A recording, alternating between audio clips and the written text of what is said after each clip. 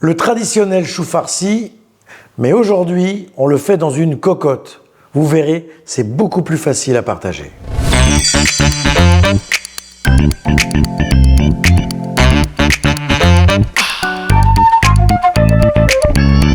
La traditionnelle recette du chou farci veut qu'on reconstitue le chou avec de la farce, de porc ou de veau, et qu'on le cuise dans un bouillon, hein, ça se faisait avant dans les cheminées, dans les gros faitout, ficelé dans le bouillon ou au-dessus du bouillon.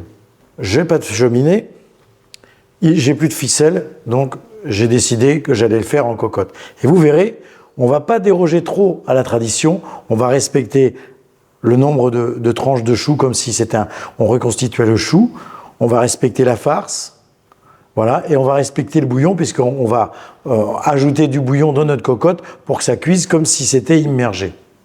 On va donc prendre de la farce de veau, hein, donc c'est-à-dire c'est un mélange de poitrine de veau hachée. Je préfère parce que je vais l'assaisonner moi-même. Quand on achète de la farce, en général, de la chair à saucisse, hein, comme on peut appeler, souvent elle est déjà assaisonnée.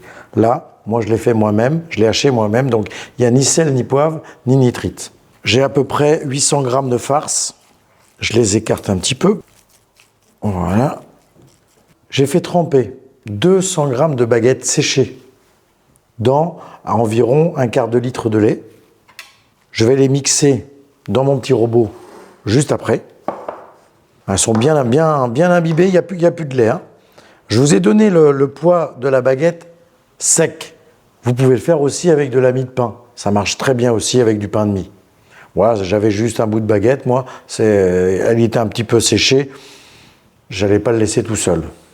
Il vous faudra 2 œufs, du sel, du poivre, de l'ail, de l'échalote et du persil. Moi, je prendrai ma petite persillade.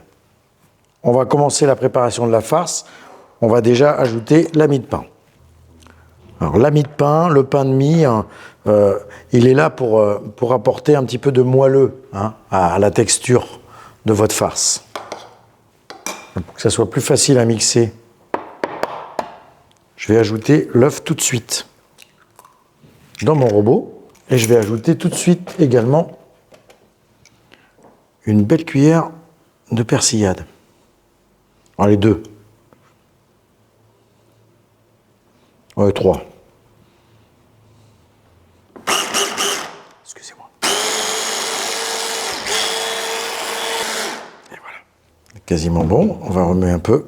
C'est presque bien haché. Parce que le pain de mie, vous n'auriez pas eu besoin de le hacher. Normalement, ça suffit à rien que l'imbiber dans le lait. Vous allez avoir une texture qui va se désagréger tout de suite. Mais là, la baguette, elle a besoin d'être hachée un petit peu derrière. Surtout quand il y a un petit peu de croûte. Allez, on va ajouter le dernier œuf. Voilà.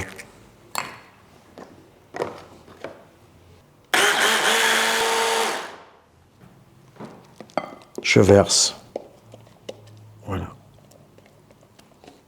Ma mie de pain, mes œufs, ma persillade. Je vais ajouter tout de suite le sel et le poivre. Comme je vais mélanger, ça sera beaucoup plus simple. Voilà. J'hésite pas avec le poivre. Hein. Quand on fait une farce crue comme ça, donc on a à peu près 800 grammes de farce, il faut compter 3-4 grammes de poivre pour 800 grammes et vous êtes à peu près sur 12 grammes de sel. Si vous ne voulez pas vous tromper et que vous ne voulez pas goûter la viande crue. Voilà, 12 grammes de sel, ça correspond à 2 belles pincées. Voilà. Là maintenant c'est parti, on mélange. Vous voyez, on commence à avoir un côté un peu moelleux. Ça c'est l'œuf, c'est la mie de pain. Ça va nous faire une farce un peu moelleuse. Après, on peut rajouter des choses dedans. Hein. On peut rajouter des châtaignes, des champignons. Voilà, après, libre cours à son imagination. Tant que ça reste raisonnable. Voilà. Bon, et maintenant qu'elle est bien mélangée, on va passer au montage. Pour le montage de ma cocotte, j'ai fait blanchir mon chou entier. J'ai défait toutes mes feuilles. Voilà, j'ai fait blanchir mon chou et j'ai retiré les côtes les plus grosses. Hein. La côte du chou, voilà ce qu'on appelle la côte du chou, c'est cette partie-là là, qui retient un peu le chou. Alors, traditionnellement, quand on fait le chou farci fermé, ficelé, on garde ces côtes. Elles sont nécessaires pour maintenir le chou. Moi, comme je vais avoir besoin de d'étaler mon chou dans ma cocotte, elles vont me gêner. Soit je les écrase, voilà, pour que ça soit bien à plat dans la cocotte, soit je les retire. Alors moi, la plupart, je les ai retirés. J'ai pris une petite cocotte noire en fonte, voilà, qui va aller dans mon four. Je vais mettre un petit peu de graisse de canard. Si vous n'en avez pas, vous pouvez mettre un peu d'huile. Je vais badigeonner toute ma cocotte avec ma graisse de canard. Voilà. Et je vais aller chercher mon petit papier sulfurisé que j'ai oublié de l'autre côté. Et quand je fais mes cocottes, je n'oublie jamais mon papier sulfu. Ça m'aide à les démouler. Alors, je l'ai taillé.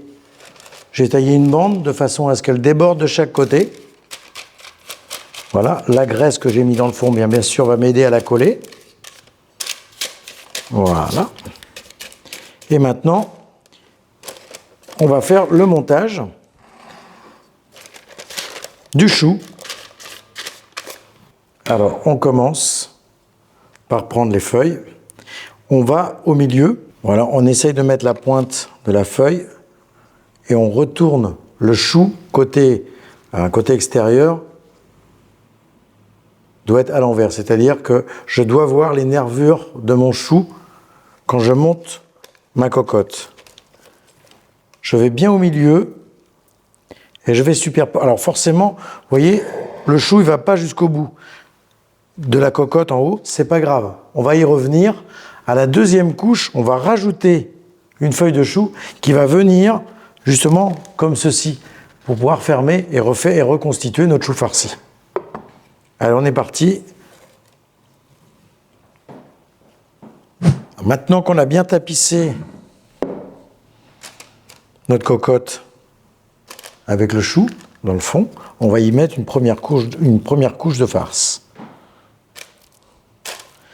Je veux qu'il y ait à peu près 1/2 centimètre de farce par couche. Comme je vous disais tout à l'heure, c'est à ce moment-là qu'on va rajouter une feuille de chou juste sur le bord. Hein, autant on a été au milieu quand on a fait la première couche au fond. Là, on va aller juste sur le bord pour faire dépasser notre chou et bien tapisser la paroi.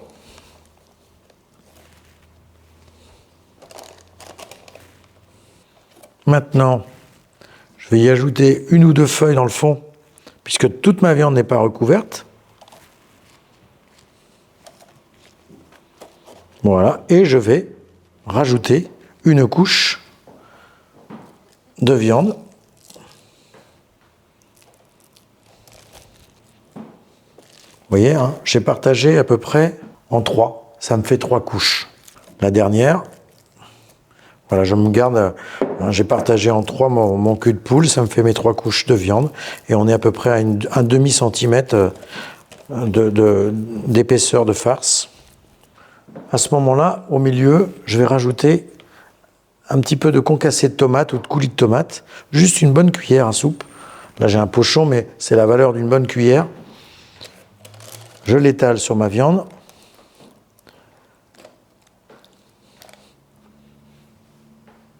Et je continue l'opération. Je ne referme pas encore. Hein. Je refermerai mes feuilles qui sont sur le côté quand je vais terminer la dernière couche de chou. Là, je tapisse tout simplement ma viande avec mon chou. Volontairement, je n'ai pas assaisonné mon chou.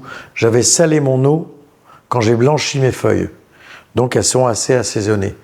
Hein, on pourrait rajouter un peu de sel et de poivre, mais comme ma farce est bien assaisonnée et que mon chou, je l'ai blanchi dans de l'eau salée, je n'ai pas trouvé utile de réassaisonner derrière. Voilà, mais là j'ai ma couche qui est terminée. On rajoute le reste de la farce. Vous voyez, pile poil. Hein.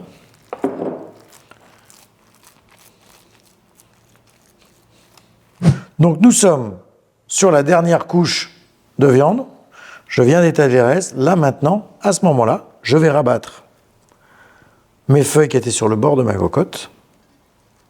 Forcément, il va avoir un trou, hein, parce que je ne vais pas avoir tout fermé. Je vais fermer avec le reste de chou que je peux avoir sur le côté. Alors après, ça va dépendre de la grosseur du chou que vous avez. Il est possible que si vous prenez un gros chou vert, vous en ayez de trop. Hein.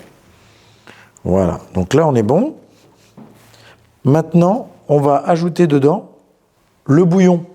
C'est le bouillon là, c'est important. C'est ce bouillon de bœuf ou ce bouillon de... Là, moi j'ai, entre autres, c'est un bon bouillon de volaille que j'ai. Hein. C'est ça qui va être important pour bien nourrir ce chou, toute sa cuisson au four. C'est comme s'il avait été immergé hein, dans une cocotte avec du bouillon et des légumes, tout simplement. On va le cuire tout doucement pendant une bonne heure et demie à 150 degrés, 1 heure et demie, 2 heures en fonction de votre cocotte. 150, pas plus. Il vaut mieux que ça cuise plus longtemps et moins fort. On est parti pour 1 heure et demie. Allez.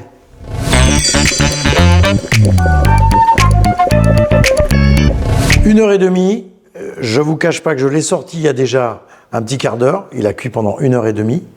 Mais pour que ça soit plus facile hein, à démouler, à vous montrer la coupe, je l'ai sorti il y a un quart d'heure, 20 minutes, pour qu'il se repose, qu'il refroidisse un petit peu. Voilà, qu'il soit un peu plus stable, un peu mieux maintenu. Voilà. Je vais enlever un tout petit peu de bouillon. Il n'en reste pas beaucoup hein, sur tout ce que j'ai mis, mais j'en enlève un peu pour pas que ça coule sur ma planche. Voilà. Voilà. Hop.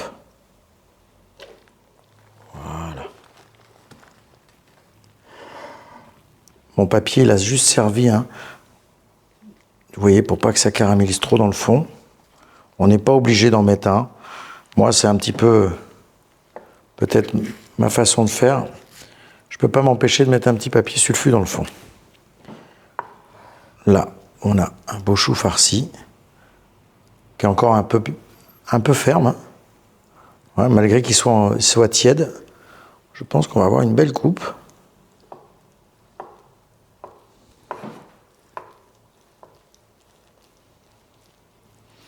J'y vais doucement parce que je ne voudrais pas qu'il se dissocie.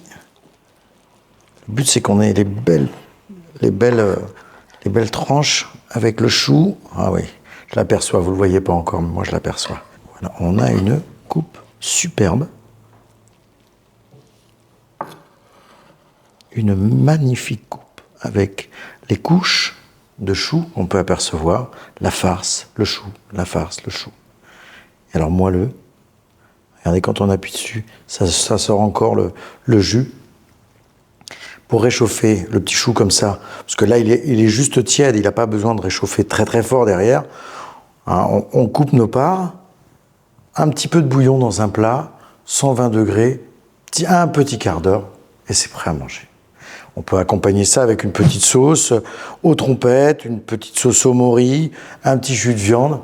Ça après, c'est à vous de voir, même une pomme de terre ou deux, hein. Ça se fait. Hein. Merci d'avoir partagé ce moment avec moi. Et à tout de suite pour de nouvelles recettes.